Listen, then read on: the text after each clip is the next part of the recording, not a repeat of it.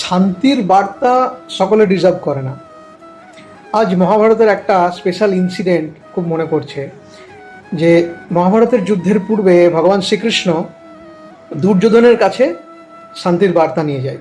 শান্তি দূত হিসেবে পৌঁছায় যে এত যুদ্ধের দরকার নাই, তুমি পাণ্ডবদেরকে 5টা গ্রাম দাও, সমস্ত ঝামেলা মিটে যাবে, তারা সেই 5টা গ্রাম নিয়ে শান্তিতে থাকবে, কোনো যুদ্ধ হবে না। কিন্তু রাজ্য সুখভোগের লালসা, ক্ষমতার অপব্যবহার, অধার্মিক কার্যকলাপের প্রতি তীব্র আসক্তি, ব্যভিচারিতা, চরম উদ্ধত্ত দুর্যোধনকে গ্রাস করেছিল, যার ফলে সেদিন ভগবানের সেই শান্তির বাণী দুর্যোধনের ভেতরে প্রবেশ করেন।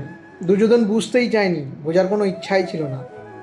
তখন সে বলে দেয় যে বিনা যুদ্ধে নাই দেব সুচাক্রমেদিনী, এবং সেটা কার সামনে বলছে সে জানে না।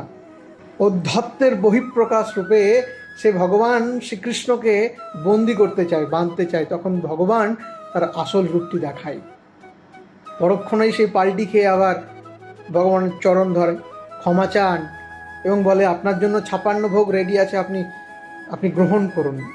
তো ভগবান এই প্রস্তাব প্রত্যাখ্যান করে বেরিয়ে যান এবং মহাভারতের যুদ্ধ সংঘটিত হয়।